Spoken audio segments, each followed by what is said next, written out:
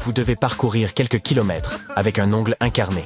Oui, mais songez aux personnes qui s'attaquent à des courses extrêmes et à des marathons. Pour donner le meilleur d'eux-mêmes, ils ont besoin d'un entraînement de premier ordre et de chaussures solides. Mais il y a une chose en plus, des ongles de pied parfaitement coupés. Et croyez-moi, garder ces ongles en bon état est tout un art. Il existe de nombreuses règles sur la façon de le faire correctement. Pour éviter les problèmes d'ongles, certains athlètes choisissent de se les faire enlever, ce qui leur permet d'éviter tout un tas de problèmes. Prenez l'exemple de Charlotte Vasarely, une championne d'ultracourse qui a dû dire adieu à 2 de ses ongles de pied parce que des douleurs incessantes affectèrent ses performances. L'intervention dure environ 45 minutes. Un podologue insensibilise l'orteil, applique un garrot et retire soigneusement l'ongle jusqu'à la racine. Il utilise ensuite de l'acide carbolique pour empêcher l'ongle de repousser. Le rétablissement est assez rapide, mais il faut parfois s'y reprendre à 2 ou 3 fois pour s'assurer que l'ongle a complètement disparu.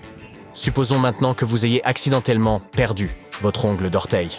Comme vous n'êtes pas un athlète professionnel, vous voulez l'aider à repousser. Eh bien, il vous faudra jusqu'à 1 an et demi pour vous rétablir complètement. Les ongles de pied poussent à 3 fois plus lentement que les ongles de la main, à raison d'environ 1,6 mm par mois. En outre, plus nous vieillissons, plus le processus est lent. Avec l'âge, ces ongles s'épaississent et s'arrondissent, ce qui ralentit leur croissance. Tout le monde ne souffre pas de pieds malodorants, mais si cela arrive à certaines personnes, c'est pour une raison précise. Nos pieds possèdent environ 250 000 glandes sudoripares. À titre de comparaison, nos aisselles en ont 10 fois moins, soit environ 25 000. Cependant, ce n'est pas la sueur qui rend les pieds malodorants.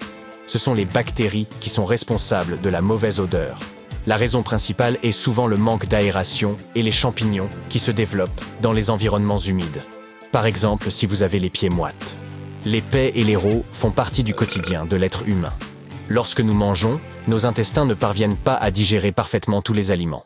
Les gaz sont un sous-produit du processus de digestion au cours duquel les bactéries décomposent les restes d'aliments. Et tous ces gaz doivent bien finir par s'échapper. Cela signifie qu'en moyenne, nous émettons entre 12 et 25 paies par jour. Mais ne vous inquiétez pas. La rétention de gaz ne vous causera pas de problème grave. Bien sûr, cela peut entraîner quelques douleurs abdominales, mais le fait d'être poli pendant le dîner n'aura pas de conséquences sérieuses sur votre santé. Aussi dégoûtant que cela puisse paraître, le pus nous indique que notre corps fait son travail. Cette substance gluante, qu'elle soit blanche, jaune, verte ou même brune, n'est qu'une accumulation de globules blancs qui luttent contre une infection. Cela signifie que votre système immunitaire fonctionne correctement. Bien entendu, si vous voyez du pus après une intervention chirurgicale importante, il faut consulter votre médecin. Mais pour les petites blessures, voir du pus, c'est savoir que votre corps guérit, même si c'est dégoûtant.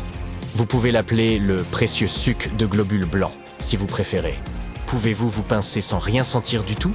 Allez-y, saisissez un peu de peau sur votre coude et pincez-la bien fort. Étonnamment, la sensation n'est pas aussi désagréable que ça. C'est parce que les terminaisons nerveuses varient d'un endroit à l'autre de votre peau. La peau de votre coude est une espèce de super-héros.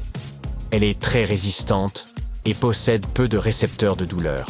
En revanche, certaines zones délicates de votre corps sont bourrées de terminaisons nerveuses, ce qui les rend hypersensibles et vous fait souvent hurler quand vous vous cognez accidentellement contre quelque chose. Vous pouvez manger n'importe quoi sans en ressentir le goût. Il vous suffit de vous pincer le nez et de prendre une grande bouchée du mets si peu appétissant qu'on vient de vous servir. Essayez donc un jour, c'est magique. Le fait est que nos papilles gustatives ne peuvent détecter que 5 saveurs: le sucré, l'acide, l'amer, le salé et l'umami. Cette saveur que l'on retrouve dans différents types de viande. Toutefois, ce n'est pas la langue, mais l'odorat qui donne vraiment vie à toutes ces saveurs. Si vous vous bouchez le nez, vous éliminez l'arôme et laissez votre cerveau se fier uniquement à ces petites papilles. C'est une bonne astuce lorsque vous devez manger quelque chose que vous n'aimez pas mais que la politesse est de mise. Si vous êtes endormi et que quelqu'un vous souffle une bouffée d'air dans les yeux, ils ne bougeront pas d'un cil. Mais si vous êtes réveillé, ils se mettront à papillonner comme des fous. Alors, la prochaine fois que vous voudrez vérifier si quelqu'un dort vraiment ou non, essayez cette petite astuce. Vous avez sans doute remarqué qu'une de vos narines est toujours plus encombrée que l'autre lorsque vous êtes enrhumé. Mais c'est tout à fait normal. Il n'est pas rare que l'une d'elles s'active doublement afin que l'autre prenne un peu de repos. Et elles alternent tout au long de la journée. On appelle ça le cycle nasal. En règle générale, une narine assure environ 75% de la respiration pendant quelques heures, avant que l'autre ne prenne le relais. Comme ce cycle est contrôlé par le système nerveux de votre corps, vous pouvez améliorer ce processus naturel en changeant consciemment de narine à chaque fois que vous inspirez, ce qui vous aidera à vous détendre. Cela peut sembler un peu ridicule au début, mais c'est une astuce amusante à faire essayer à votre enfant lorsqu'il a besoin de se calmer. Les os de vos pieds représentent environ 25% du total de votre squelette. Nous avons 206 os au total et chacun de nos pieds en compte 26, ce qui fait 52 os en tout pour vos 2 pieds. Si vous faites le calcul, cela représente environ 25,24% du total. Génétiquement, les êtres humains sont identiques à 99,9%. Mais tous nos gènes ne sont pas vraiment humains. Sur les quelques 20 000 gènes de notre ADN, environ 8% proviennent d'anciens virus. En outre, 40% sont constitués de séquences répétitives que les scientifiques soupçonnent également d'être virales. Ces gènes viraux ont la capacité de se déplacer et de se répliquer, ce qui pourrait être lié à certains problèmes de santé. En somme, vous n'êtes qu'à moitié humain en ce qui concerne votre patrimoine génétique. Croyez-le ou non, c'est rare, mais il arrive que des dents poussent dans les ovaires de certaines personnes. On appelle ces excroissances bizarres des tératomes, et ils peuvent contenir toutes sortes de choses, comme des follicules pileux, de la peau, des muscles, et bien d'autres choses encore. Le plus grand tératome jamais découvert mesurait 45 par 25 cm, et il a été prélevé sur une femme de 74 ans. Comme le cerveau n'a pas de récepteur de douleur, les médecins peuvent y pratiquer des interventions chirurgicales sans que les patients soient endormis. Parfois, ils peuvent même discuter. Non, ça ne sort pas tout droit d'un film d'horreur. Le fait que les patients soient éveillés pendant l'opération permet aux chirurgiens d'éviter toute blessure sérieuse. C'est quand même un peu bizarre, non? Surprise!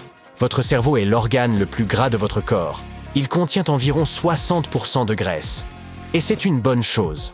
Ces acides gras sont essentiels au bon fonctionnement de cet organe. Un déséquilibre peut vous exposer à de nombreux problèmes de santé. Mais lorsque vous avez des enfants, votre cerveau bien grassouillet devient plus petit, comme s'il était au régime. On a constaté chez les mères et les pères un rétrécissement des zones liées aux informations sociales et à la prise de décision. Ces changements sont tout à fait normaux et facilitent l'éducation des enfants. Cependant, que vous ayez des enfants ou non, vos capacités cérébrales ne cessent de diminuer à partir de vos 24 ans. Certaines études montrent que votre vitesse cognitive commence à diminuer à cet âge, et que vous perdez environ 15% de cette vitesse tous les 15 ans. Par conséquent, à l'approche de la quarantaine, ne soyez pas surpris si votre cerveau met un peu plus de temps à traiter les informations. Votre annulaire peut trahir votre état civil, mais il recèle quelques autres secrets intéressants qui n'ont rien à voir avec le mariage. En 1998, le biologiste évolutionniste John Manning a découvert que si votre annulaire est long, cela peut signifier que vous aviez un taux de testostérone prénatal très élevé. Depuis, plusieurs études ont confirmé cette hypothèse, montrant que les personnes ayant un annulaire plus long que la moyenne ont tendance à exceller dans le sport. Si vous regardez vos mains et que vous constatez que vos doigts sont vraiment très longs, ne tirez pas trop vite de conclusions. Le sujet fait encore débat chez les scientifiques. Toutefois, il est prouvé que les hommes dont les annulaires sont plus longs sont davantage portés à la colère que les autres. C'est peut-être pour cette raison que les gants de boxe ressemblent à des moufles. Vous devez deviner qui est le vrai champion.